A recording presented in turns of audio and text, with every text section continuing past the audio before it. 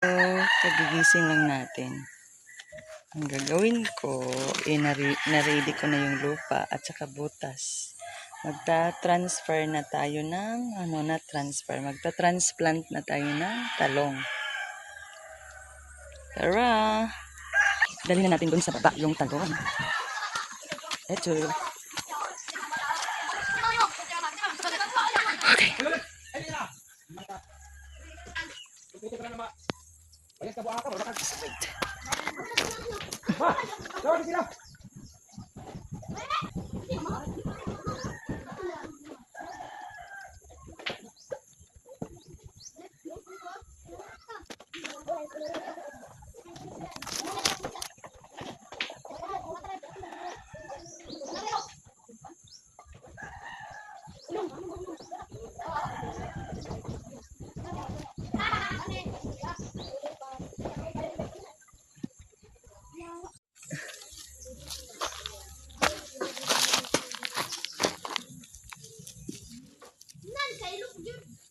Ay, sarap magtanim.